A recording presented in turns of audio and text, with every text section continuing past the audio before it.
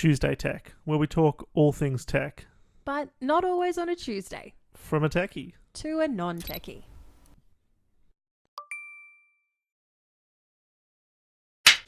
It's been a while. Yeah, it's been some time. Yeah. I feel like we said that last time and it was a short period of time, like 2 weeks, 3 weeks. Well, This has been a while. we're pushing the limits. That's what we're doing. Yeah, I suppose.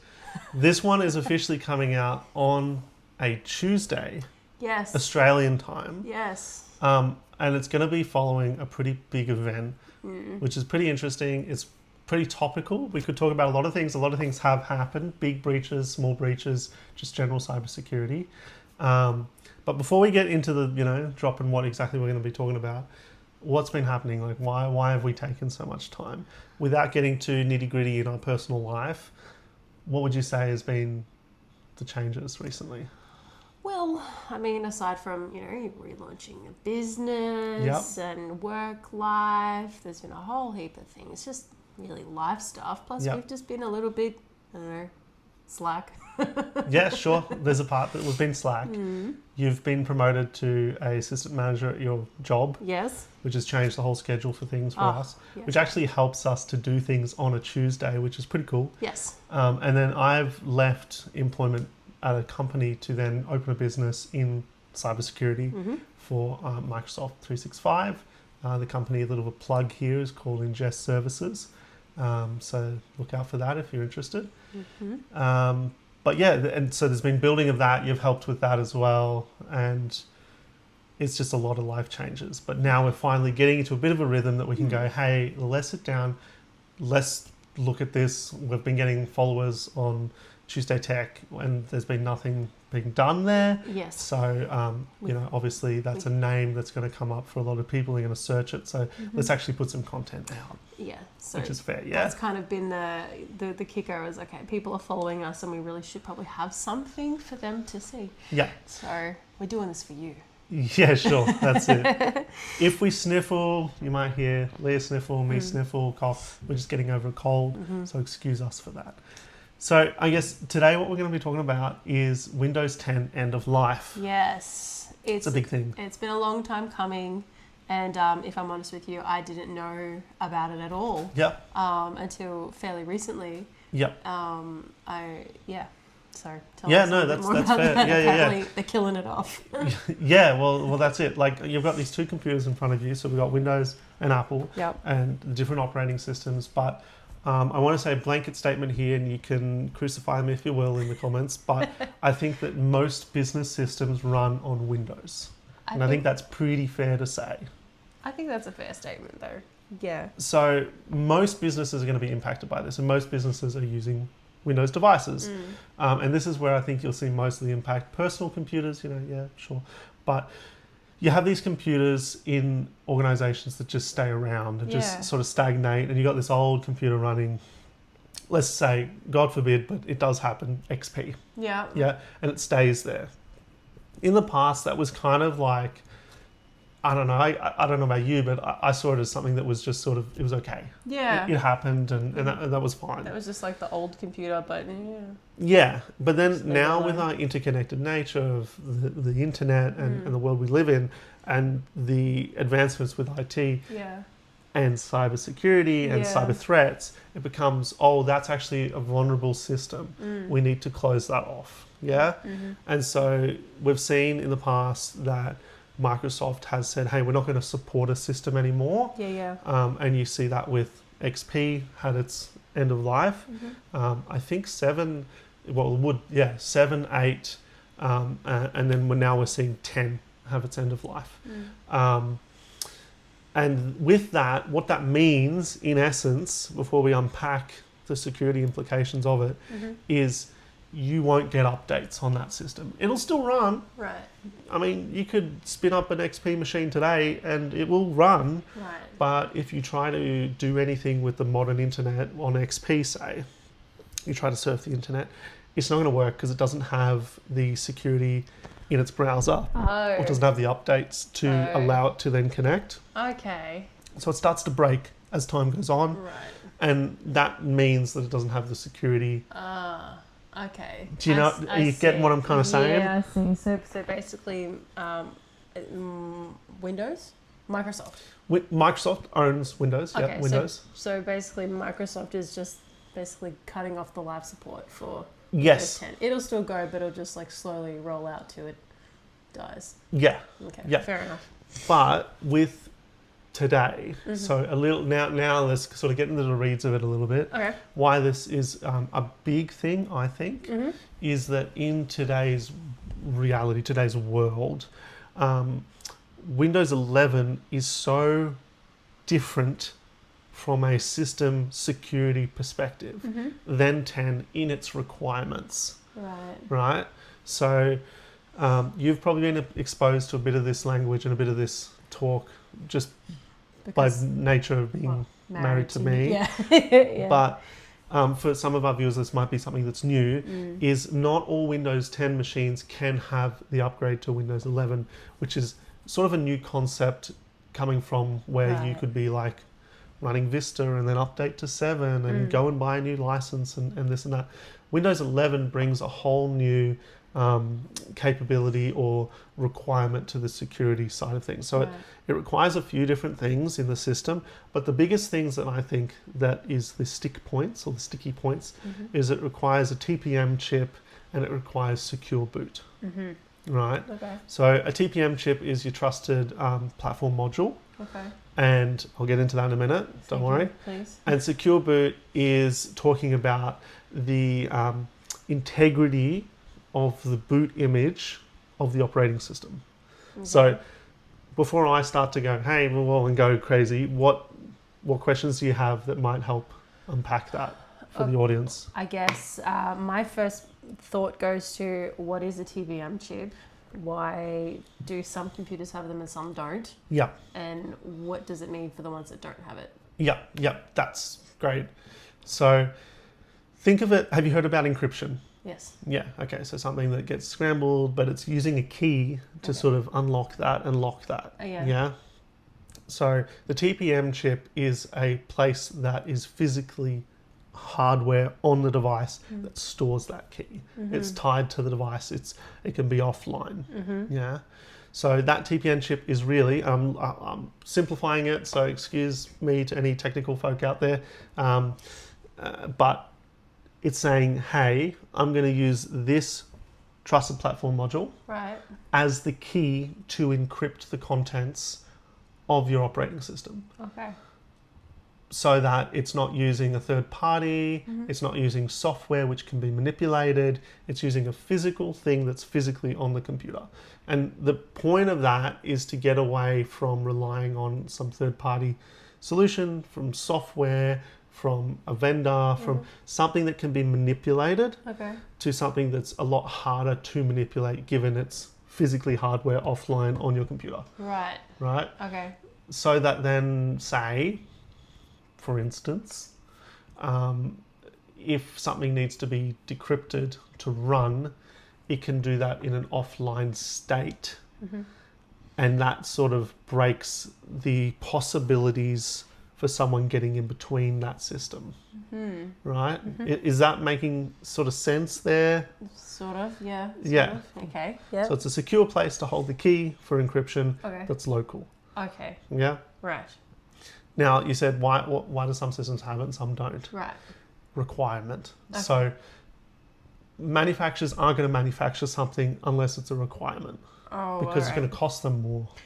Yeah, fair enough. And so consumer grade, generally speaking, you know, like for instance, this laptop maybe is the exception of it because it was outside of that Windows 10, 11 window, but still had a TPM chip. Oh, okay. But generally, consumer grade is going to say we don't need a TPM chip because people aren't going to be encrypting their personal stuff and blah, blah, blah, blah, blah, blah Sure, okay. before Windows 11. Right. Then, like, if your computer doesn't have a TPM chip, can you just add one into it? Or is it not like that? Like, if it's like, has it got not? Like the... Yeah, that's the a good question. system is It's a good question. Look, I had heard the idea floated, and I think they were even available on eBay for a while. you could like get an add-on chip. Right. I don't know how true that is. I'm not Okay. sure. So And it's I just feel a- like that sort of defeats the point of having a TPM chip that's Okay. made by the manufacturer, that's tied to the motherboard, Okay. tied to the computer, because now you're buying from a third party. Mm-hmm. How much do you trust that third party?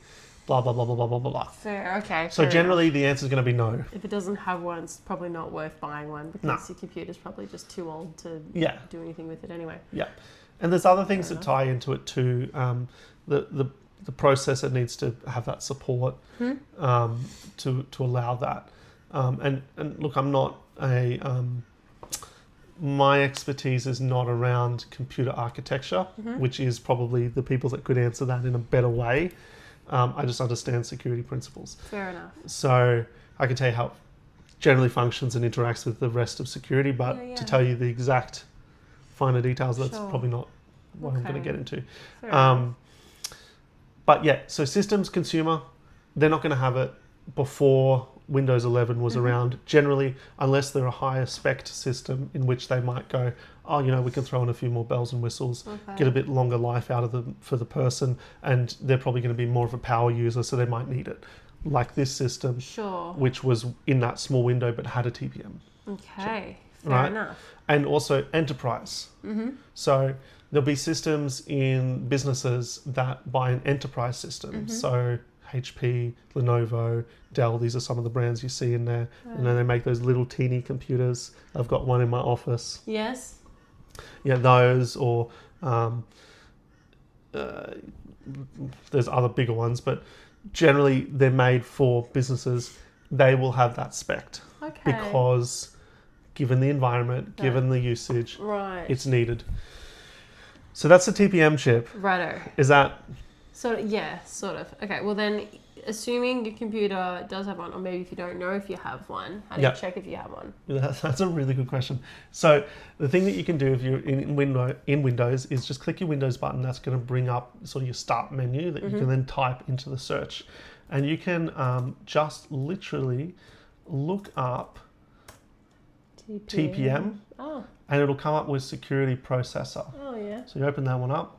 Depending, if you're Windows 10, it might actually come up with TPM security settings or something like that, to that effect.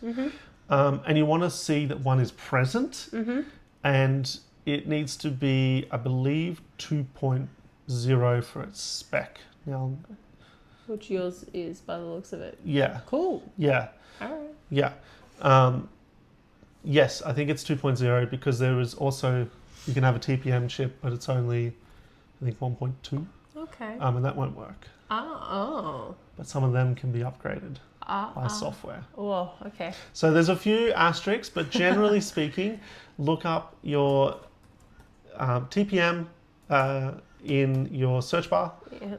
Go open up security processor, see that it's present, and then it's going to be running 2.0. I see. So then, so I guess in a nutshell, if your computer does have a TPM chip and it's up to spec, it's all good to go, your computer won't be cut off come the 14th of October. Yes, generally speaking, it needs to have, I think, 4 or 8 gigs of RAM, and it needs to have enough storage, and it needs to have a powerful enough Of course. processor. But I guess if it has a TPM, asterisks, Yeah. but should Yeah. have all those other things, Okay. right? Fair. And then the other thing that it needs to have is a BIOS setting, right? Do you remember what BIOS is? I think we've talked about it before. Vaguely. That's So- like the hardware level, basically, or not? Yeah, kind of. Yeah, it's like the firmware level before the operating system, right? Okay. So BIOS is, I guess technically, it's basic input-output system, and it's sort of a defunct word that we use to define when we are making changes to the firmware of the motherboard, the hardware level before the operating system. Okay, that's where it's all zeros and ones. Well, no, not really. It's the small bit of software that's running on the hardware before it reads from the hard drive and opens up Windows. Oh. So when you turn your computer on and you see that sort of loading, and it sometimes says press F10 or F11 for this. If you want to press one of those function keys, you'll sometimes find the BIOS dialogue. But why the word is defunct, BIOS, is because we actually use UEFI. Right now I can't remember what it stands for, unified something, UEFI. It stands for, Unified Extensible Firmware Interface. Now UEFI is going to support what we talked about before, secure boot. And that's where it's going to use that TPM chip, right? And it's going to tie the fingerprint of the operating system to that, so that it checks it and makes sure that it hasn't changed in any weird or wonderful way before it boots into it. So again, it's a different system altogether from Windows 10, although you could do those things in Windows 10. It's enforcing it for Windows 11 that says, hey, you need to have this chip. And you also need to be booting using that encryption. So, or that checksum, if you will. So that every time you boot, it's saying, has the system changed in any way that is different from the fingerprint I have? Has it been tampered with? So it's a security measure. Rightio. So that was like a lot of technical. Yeah, there's a lot for my head, but yeah. In summary, with this Windows 10 end of life, it is going to affect a lot of people. Because they're not just going to be able to upgrade all of them. Only some systems can. Which means a lot of people are going to be going to the bank. Or have to buy a new computer or whatever else. Okay, wow. Yeah. Okay, that's a bit hardcore. Yeah, it's hardcore. Yeah. But it's been it has been a long time coming. It has. Okay. I think the first time I knew about this was in maybe even before 2023. Oh, okay. So we've had a couple of years, unless people are like me and they're like, what? End of life? What is this? Yeah. But it's okay. So that people. Okay, so it's been in the works for at least 2-ish years. Yes. I see. Yeah. Fair enough. Yeah, but I think it's really good because it's going to show a lot of people that aren't tech savvy or aren't thinking about it that, hey, I need to be more security conscious. And the reason why my system isn't upgrading as much as it gripes me, even in a business setting, is because of these security settings, these things that implicate my operating. And so it's kind of like it's forcing people to look at how they do everyday technology. I see. Yeah. I see. And I think we talked about it before in that what Windows is, or Microsoft, I think I said something like it seems a bit cutthroat to be cutting everyone off so abruptly. But you had mentioned that it is actually a good thing because it helps people, it'll be pushing people towards getting up to snuff with technology, as you've kind of been saying. So although some people like myself, would be like, nah, I like my system, don't touch my system. Yeah. It's actually a good thing, and we do need to sort of get used to it. Because times are changing. Yeah. I think it's because of the ever-changing nature of like operating systems, the internet, and our interconnected systems. We can't stagnate. No. Like we don't really have a choice. I think the only place that you can say you have full autonomy to a degree of your system is if you were to go full Linux. That's a different operating system to your Mac OS X and your Windows OS.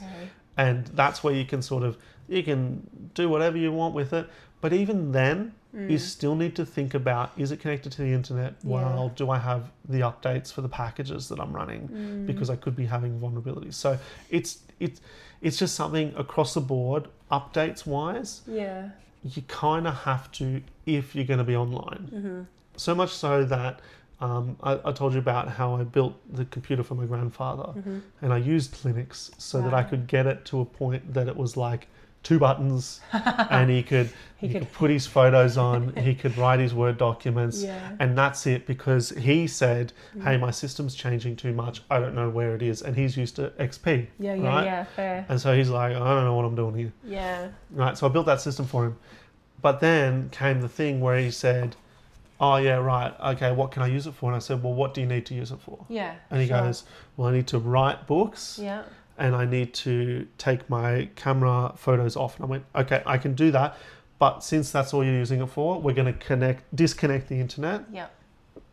Because as soon as we connect the internet, we need to maintain that it's up to date on those packages. Otherwise, you're going to have vulnerabilities. Ah, okay. And that might then, in turn, bring changes to the applications you're running. Rightio, okay. So, like, it's not that big of a deal if you're running a system offline. No. Okay. But if you are, then it's got issues. But even a system... Open to issues. Yeah, even a system offline, it might have been... I'm not going to say what it is because I don't know for sure, but there was a big ransomware that got out, and it was systems that were disconnected that then got infected.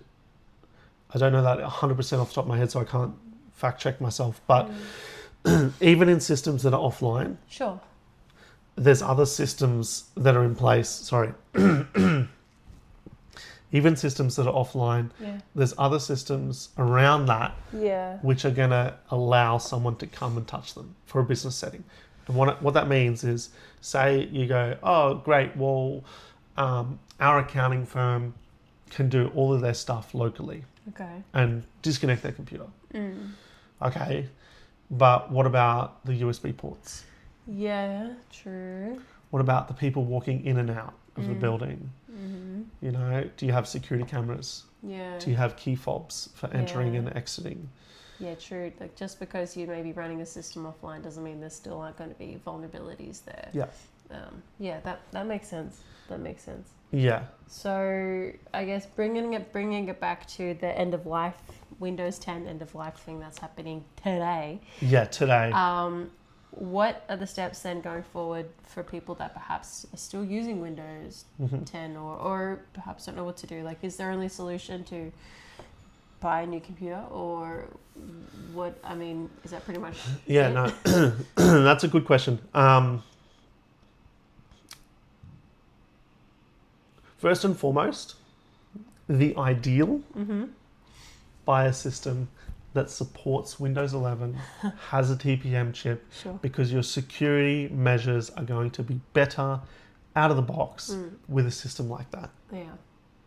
Having said that, are there other solutions?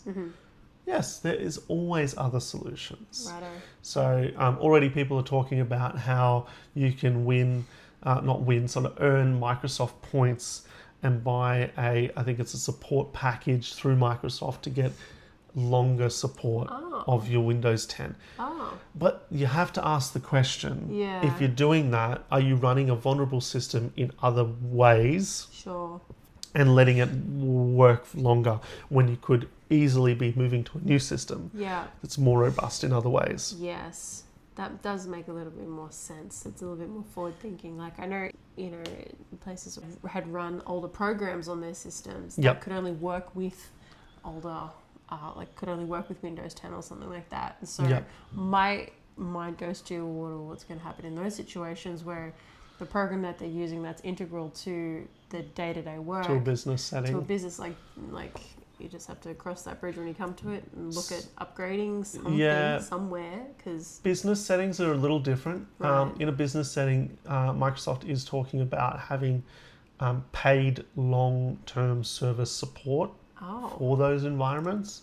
So they can actually go out and pay for that.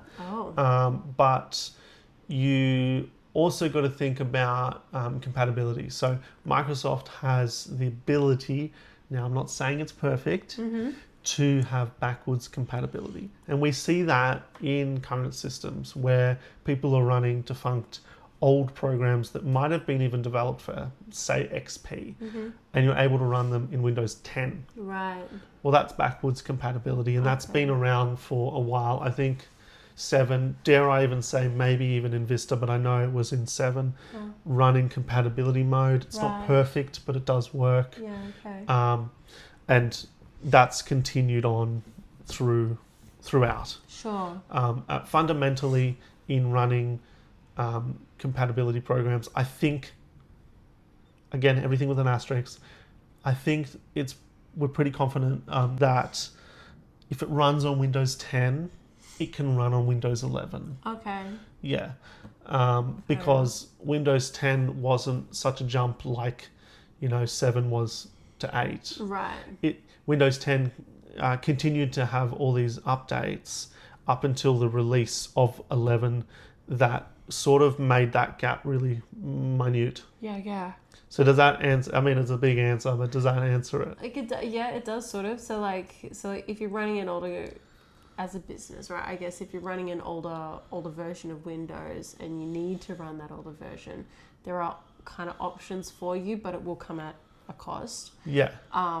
But I guess primarily Microsoft is looking to keep pushing forward to the future of tech, and they're wanting to keep innovating, and I guess fundamentally that means cutting their losses a little bit. Sounds a bit brutal, but I guess that's kind of the way that it is. Things are moving forward. And I think you're going to see that across the board with all different tech companies. There's going to be higher requirements for security and more. This is end of service for this particular product. Just because the nature of security is becoming more and more demanding, that we cannot backwards support a system that wasn't made robust enough for today's threats. That's, I guess looking at it through that lens, that makes sense. Makes sense. And we just have to get up with the times. Which, I guess that's kind of just how it is, isn't it? Yeah. So today, October 14th, Australian time as we drop this video, go and check your computer, check if you're running Windows 10. See if you have a TPM chip. And if you do the upgrade, it's free if you have the support of all of those system requirements. If not, consider looking at what you have in your savings. Consider having a look. We're not financial advisors. Not at all. But have a look, weigh it up. You're probably going to get longer term support out of moving to a new system with Windows 11 with more robust security measures that are requirements out of the box. Go and check. Don't be left out in the wild with a system that's not going to be supported. No, don't do it. And that's it. That's it. Cool. Until next time.